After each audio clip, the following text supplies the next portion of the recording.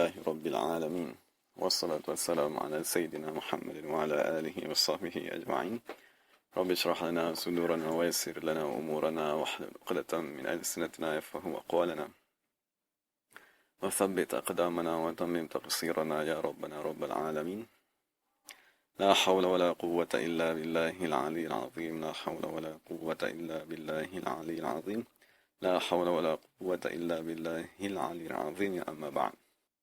Jadi alhamdulillah pada beberapa perbincangan yang lalu kita masih lagi membincangkan tentang pengertian daripada tajuk ataupun daripada segmen yang sedang kita bincangkan di udara ni, iaitu tajuk di bawah lafaz tafaqquh fid din.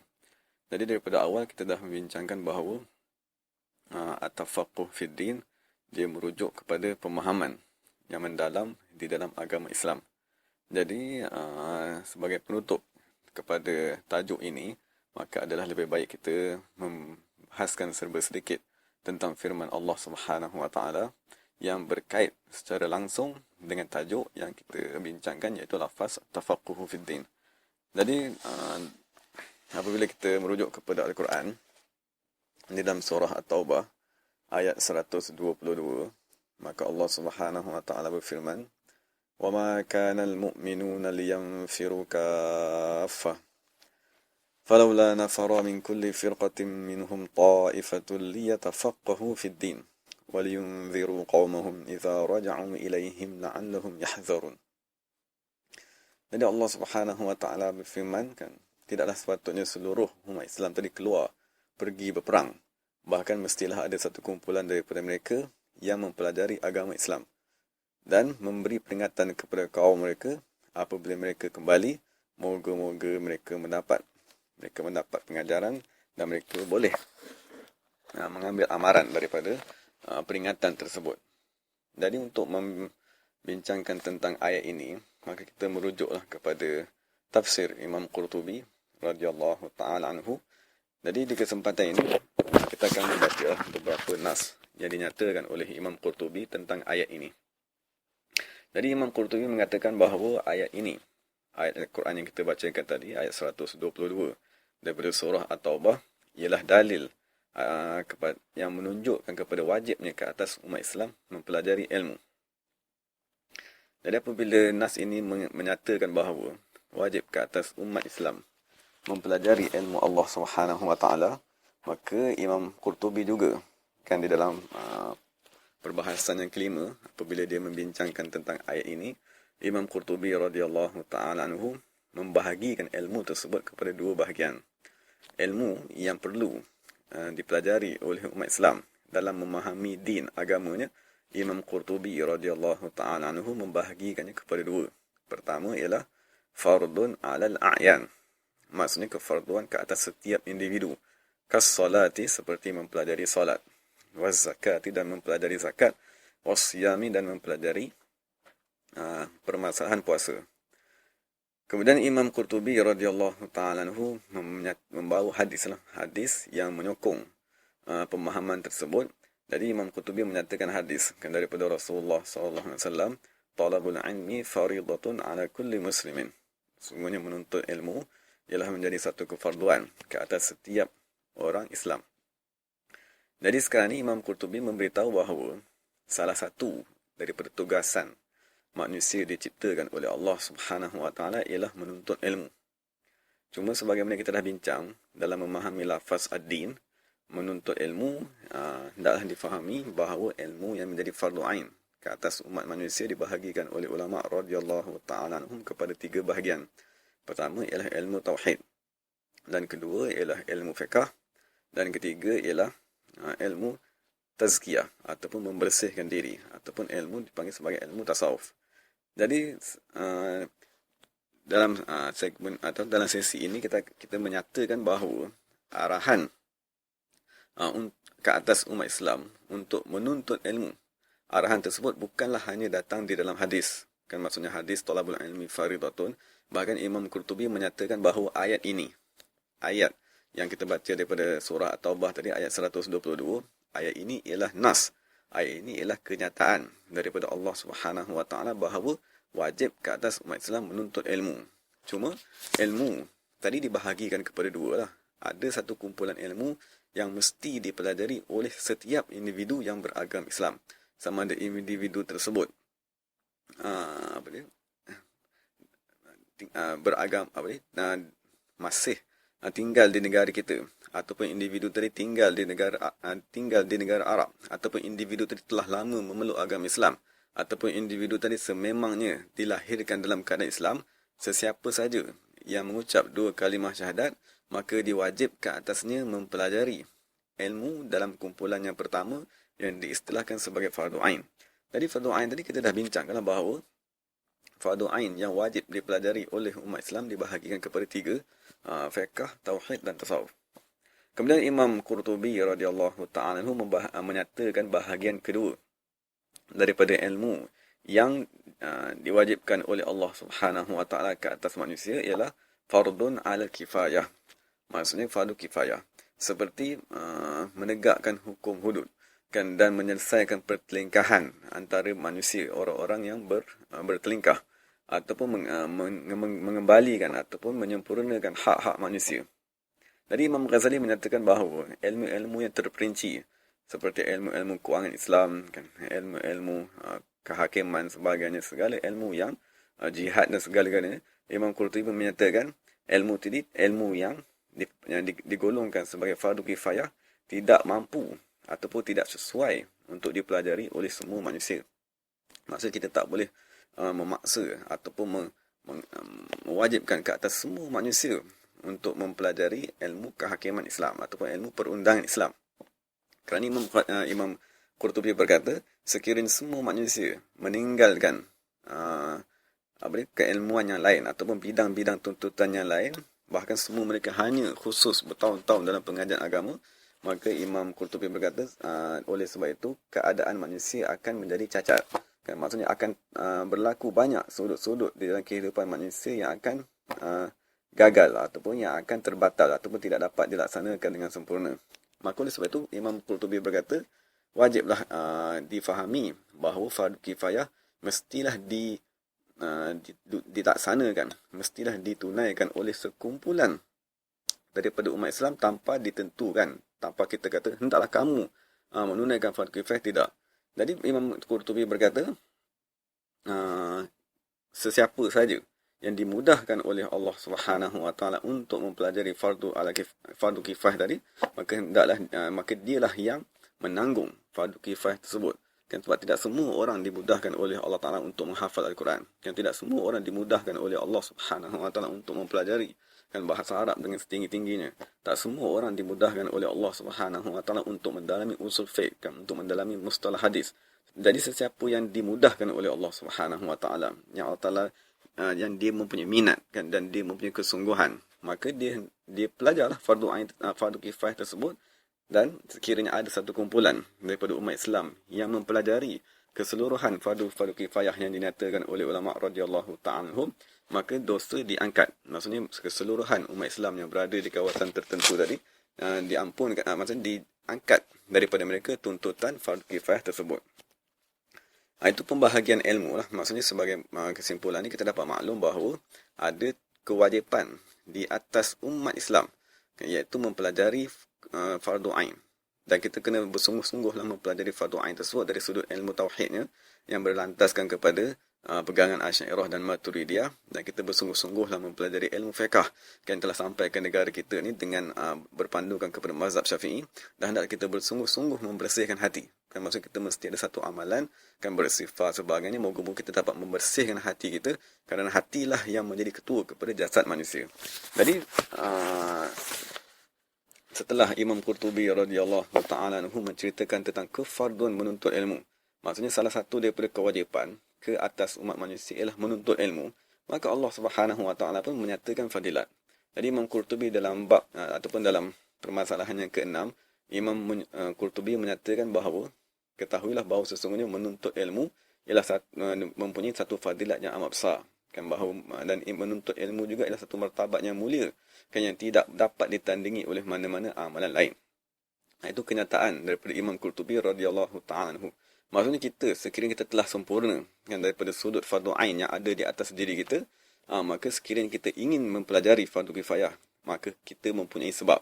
Maksud kita sepatutnya didorongkan kan, untuk mempelajari fardu kifayah kerana dia mempunyai fadilat yang amat agung di dalam agama Islam. Tapi sekiranya kita sememangnya masih belum menyempurnakan fardu ain, maksud kita masih belum mengetahui aktiviti muamalat seharian yang kita terlibat, apakah hukum riba kan, apakah definisi riba, adakah muamalat kita bercampur dengan riba, dan ataupun kita nak menunaikan haji dan kita masih belum lagi mempelajari haji, maka menjadi kewajipan kan ke atas diri kita mempelajari kan rukun-rukun dan syarat-syarat dalam haji.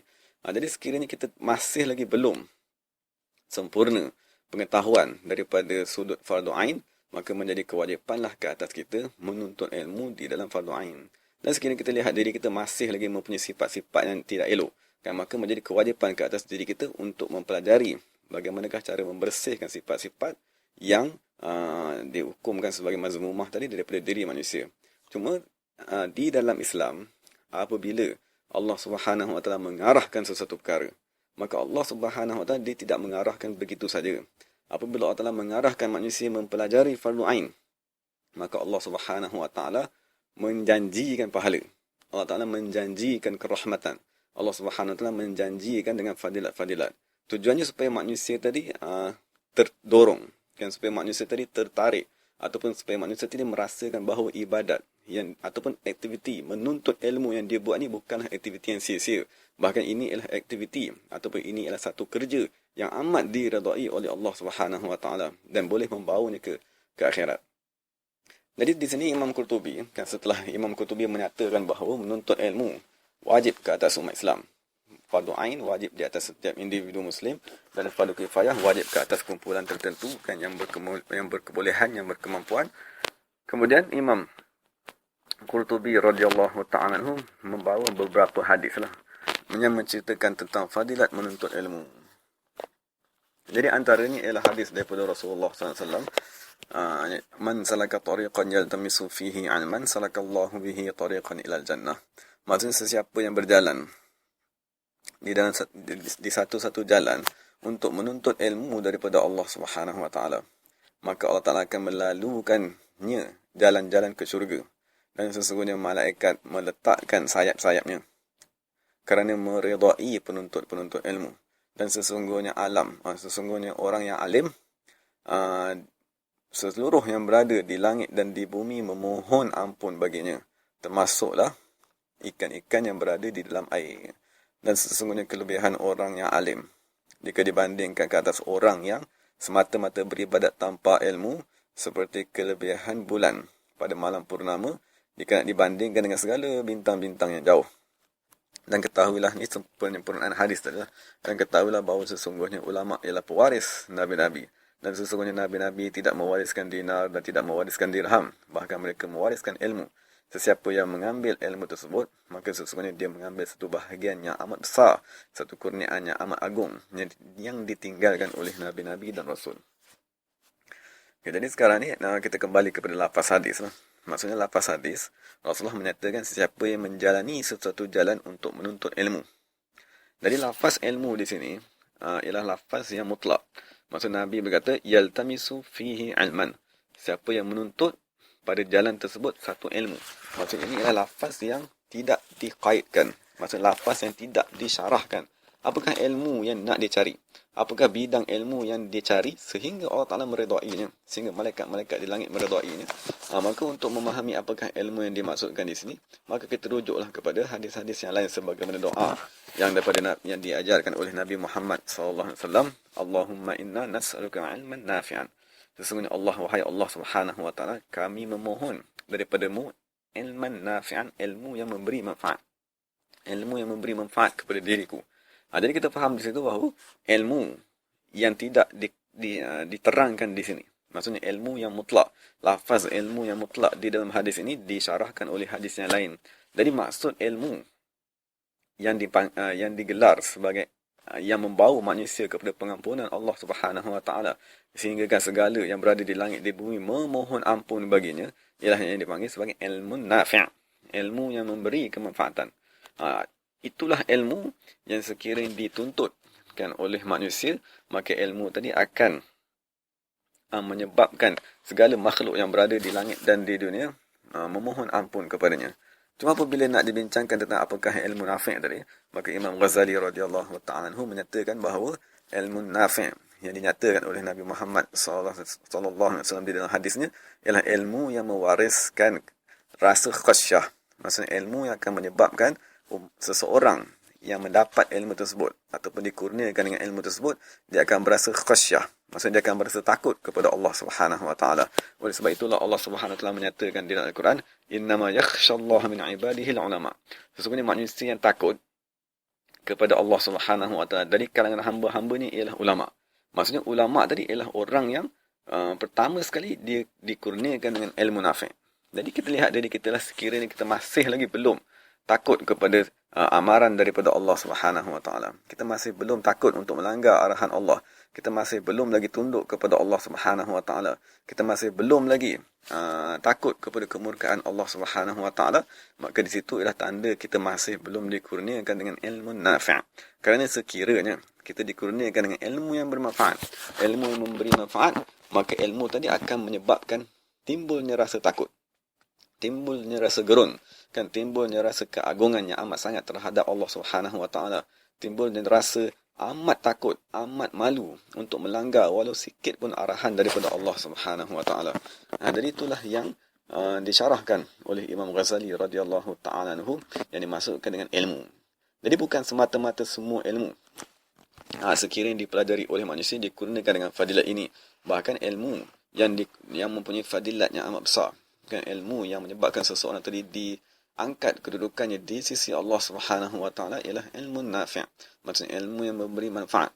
Dan ilmu yang memberi manfaat ialah ilmu yang mewariskan rasa khasyah, ilmu yang mewariskan rasa amat takut kepada Allah Subhanahu wa taala, amat gerun untuk meninggalkan arahan, kan. Maksudnya sekiranya kita melihat, kan, kisah Nabi-Nabi dan Rasul apabila mereka amat sentiasa dalam keadaan sedih, kan, masa sentiasa menangis menitiskan air mata kerana mereka merasakan diri mereka amat rendah, kan, diri mereka amat kurang dalam melaksanakan tuntutan Allah Subhanahu wa taala. Itu hadis pertama lah yang dinyatakan oleh Imam Qurtubi radhiyallahu taala anhu, menceritakan tentang fadilat, kan, fadilat golongan yang mempelajari ilmu agama, mempelajari fardu ain, kan, yang wajib ke atas dirinya. Kemudian di dalam hadis ini juga, kan, Nabi sallallahu alaihi wasallam menyatakan bahawa wa innal ulama'a warasatul anbiya. Jadi maksudnya setelah kita mengetahui bahawa menjadi kewajipan ke atas umat Islam untuk mempelajari ilmu agama Allah Subhanahu wa taala, maka kita maklum sekiranya kita hidup di zaman Nabi sallallahu alaihi wasallam, maka guru yang akan mengajarkan kepada kita agama ialah Nabi Muhammad sallallahu alaihi wasallam, kan, sebagaimana Nabi mengajar kepada sahabatnya. Tetapi kita yang hidup, kan, setelah 1400 tahun Nabi sallallahu alaihi wasallam meninggalkan kita, maka daripada manakah kita nak mempelajari ilmu tersebut? Kan, daripada manakah kita nak mempelajari ilmu yang dijanjikan oleh Allah Subhanahu wa taala dengan pengampunan, ilmu yang akan menyebabkan seluruh makhluk di langit dan di bumi memohon ampun kepada kita? Maka Nabi sallallahu alaihi wasallam memberikan jawapan, kan, sesungguhnya menuntut ilmu mempunyai fadilat yang amat besar. Cuma Nabi sallallahu alaihi wasallam memberitahu bahawa ketahuilah bahawa ilmu tidak boleh dipelajari bersendirian. Ilmu agama Allah Subhanahu wa taala tidak boleh diambil dengan semata-mata membaca buku, kan, dengan berseorangan. Ilmu Allah Subhanahu wa taala mestilah diambil daripada ulama. Oleh sebab itu Nabi sallallahu alaihi wasallam meriwayatkan, memberitahu bahawa al-ulama'u warasatul anbiya. Ketahuilah bahawa sesungguhnya ulama, kan, manusia yang dikurniakan dengan ilmu daripada Allah, ilmu yang amat bermanfaat tadi, sesungguhnya mereka ialah pewaris, kan, bagi nabi-nabi dan rasul. Dan kemudian Nabi memberitahu bahawa sesungguhnya nabi-nabi dan rasul tidak mewariskan dinar dan dirham, bahkan mereka mewariskan ilmu. Maksudnya kita kena berusaha, kan, sebelum kita meninggal dunia, kan, sebelum kita menghadap Allah Subhanahu wa taala, kita mestilah mengambil sedikit daripada warisan nabi-nabi dan rasul. Dan kita maklum yang diwariskan daripada nabi-nabi dan rasul tadi ada ilmu yang dihukumkan sebagai fardu kifayah dan ada ilmu yang dihukumkan sebagai fardu ain.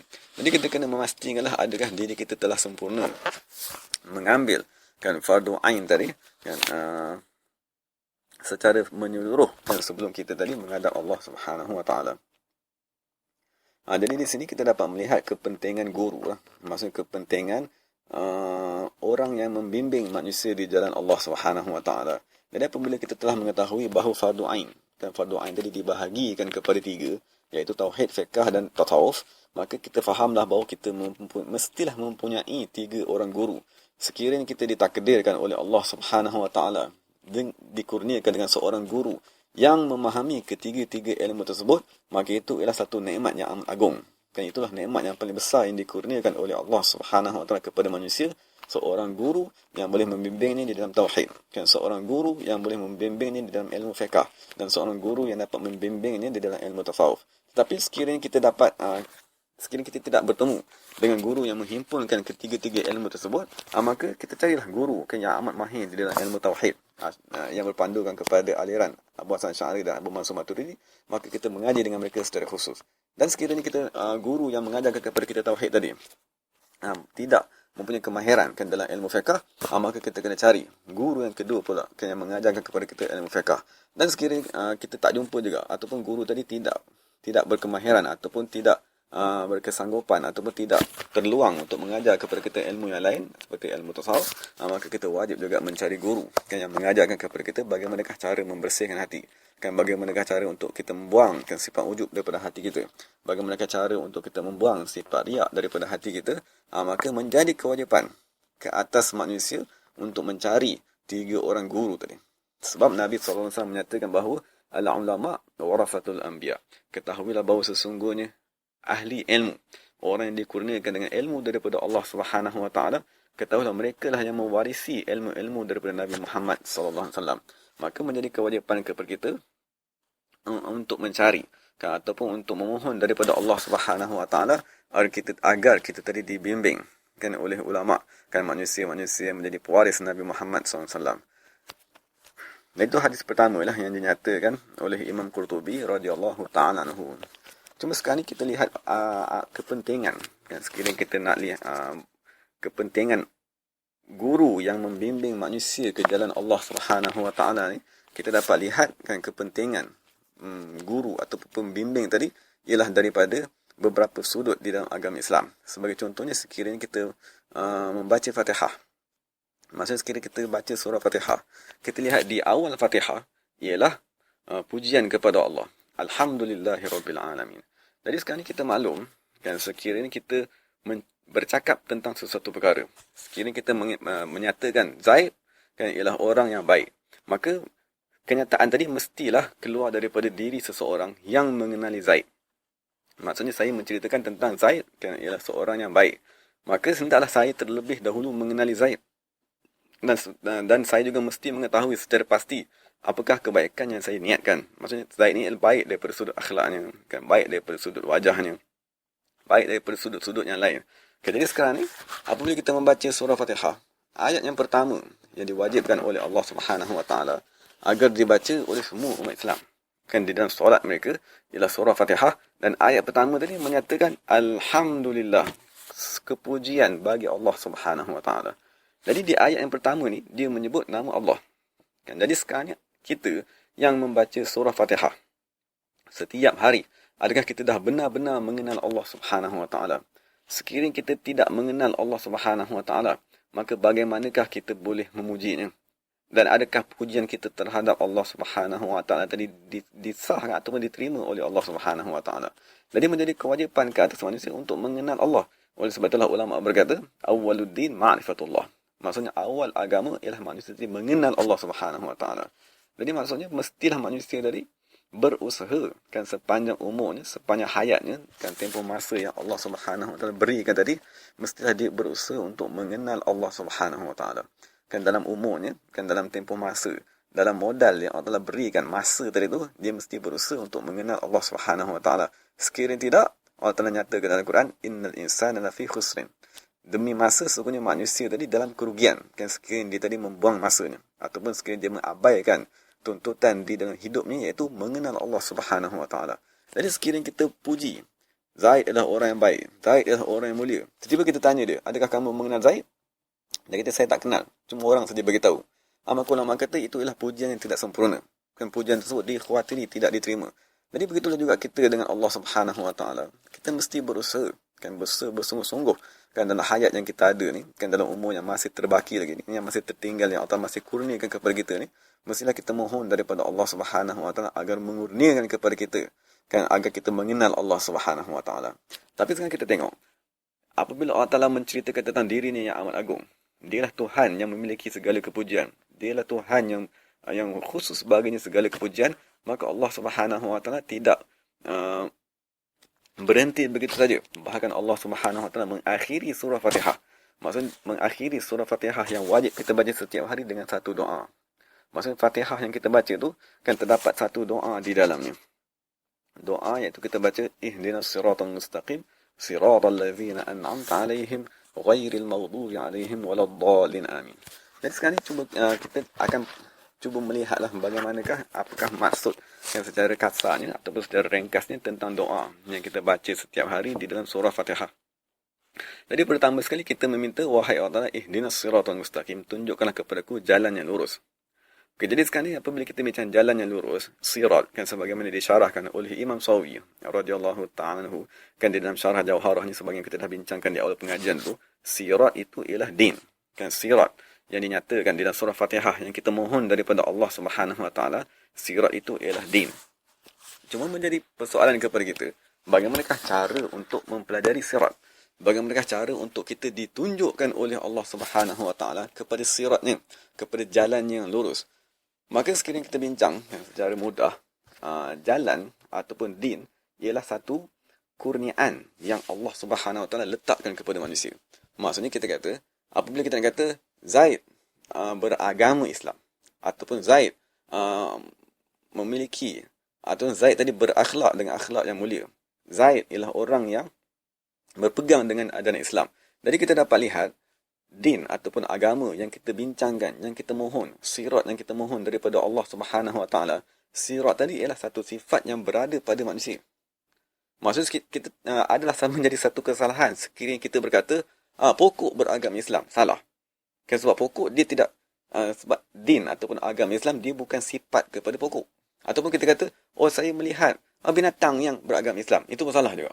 Kan kerana din dia adalah satu sifat yang tidak dipadankan dengan binatang, ataupun tidak dipadankan dengan pokok, ataupun tidak dipadankan dengan tanah, api, air dan sebagainya. Tapi apabila kita tanya beragama Islam ataupun beriman, itu sifat bagi siapa? Maka bila kita faham sendiri bahawa yang disifatkan dengan Islam, yang disifatkan dengan iman, yang disifatkan dengan ihsan ialah manusia. Jadi kita faham apabila ulama membincangkan di dalam ilmu tauhid, apabila ada hubungan antara sifat dan zat, kan, maka sifat tak boleh berdiri sendiri. Sifat tidak boleh diasingkan daripada zatnya. Sebagaimana kita kata, daun yang berwarna hijau. Hijau, dia ialah sifat kepada daun. Jadi kita tak boleh asingkan warna hijau tadi daripada daun. Maksudnya kita kata, saya melihat daun bersendirian. Saya melihat warna hijau bersendirian. Tak boleh. Kita mesti kata, saya melihat daun yang berwarna hijau. Sekiranya kita kata kepada manusia lain, saya hanya melihat hijau sahaja, maka orang akan tertanya-tanya, apakah zat yang berwarna hijau tadi? Apakah benda yang berwarna hijau yang kamu nyatakan tadi? Maka di situ mesti ada zatnya. Jadi dalam tauhid kita akan mempelajari apabila adanya sifat seperti warna hijau, maka dia mestilah ada satu benda yang bersifat dengan warna tersebut. Apabila kita kata sesuatu yang panas, mesti ada satu benda yang bersifat dengan panas tadi. Jadi sekarang apabila kita kata, kita mohon daripada Allah Subhanahu Wa Taala, ihdinas siratal mustaqim, wahai Allah Subhanahu Wa Taala, tunjukkanlah kepadaku as-sirat. Dan kita dah faham sirat tadi ialah din. Dan kita faham din ialah sifat yang hanya boleh dipadankan kepada manusia. Tidak sah sekiranya kita kata makhluk lain ataupun benda yang selain daripada manusia dan jin, tidak sah sekiranya kita mensifatkan mereka dengan agama Islam. Dan tak sah kita mensifatkan mereka dengan beriman. Jadi apabila kita dah faham bahawa agama Islam ialah satu sifat yang dimiliki oleh manusia, satu sifat yang diusahakan oleh manusia untuk mencapai mendekatkan diri kepada Allah Subhanahu Wa Taala, maka apabila kita mohon daripada Allah Subhanahu Wa Taala, wahai Allah Subhanahu Wa Taala, tunjukkan kepadaku jalan yang lurus, ihdinas siratal mustaqim, maka kita kena maklumlah bahawa jalan yang lurus tadi tidak akan dapat kamu fahami, tidak akan dapat kamu lihat, tidak akan dapat kamu hayatinya, melainkan apabila kamu mencari orang yang bersifat dengan sirat mustaqim tadi. Maka oleh sebab itulah pertama sekali Allah Subhanahu Wa Taala menghantar Nabi Muhammad sallallahu alaihi wasallam. Nabi Muhammad yang bersifat dengan agama dengan sempurna kan semenjak daripada balignya Nabi Muhammad SAW, dia telah bersifat semenjak kelahirannya. Jadi ulama kata dia telah bersifat dengan sifat-sifat yang sempurna. Maka sebab tu Allah telah memuji Nabi Muhammad, wa innaka la'ala khuluqin azim. Sesungguhnya kamu wahai Nabi Muhammad di atas akhlak yang amat mulia. Jadi sekarang kita dapat faham bahawa ihdinas siratal mustaqim, doa yang kita baca di dalam Fatihah setiap hari memohon daripada Allah agar menunjukkan kepada kita din, menunjukkan kepada kita sirat, menunjukkan kepada kita jalan. Dan kita telah memahami bahawa din ataupun sirat mustaqim, ataupun jalan yang lurus, ataupun agama Islam, ataupun keimanan, dia mestilah wujud pada manusia. Oleh sebab itulah Fatihah dia tidak berhenti kepada ihdinas siratal mustaqim.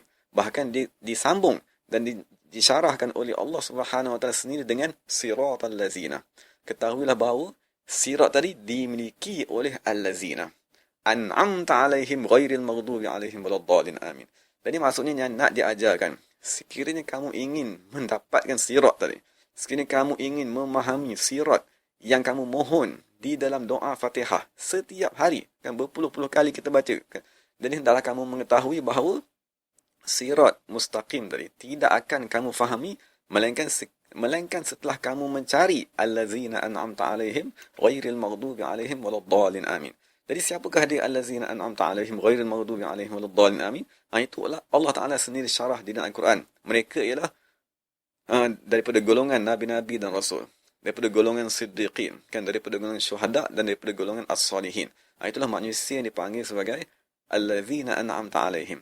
Jadi daripada Fatihah yang kita baca tadi setiap hari, kita fahamlah kenapa Nabi SAW menyatakan bahawa al-ulama'u warasatul anbiya.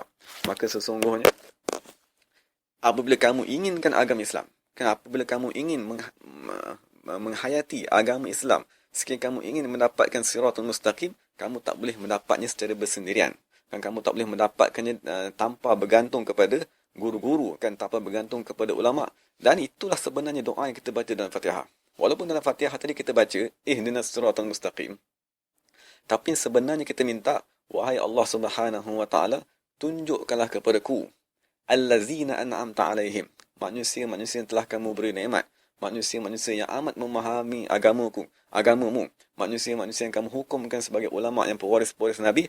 Kita mohon daripada Allah Subhanahu Wa Taala, tunjukkan kepada kita allazina an'amta alaihim, agar kita boleh memahami sirat mustaqim daripada diri mereka.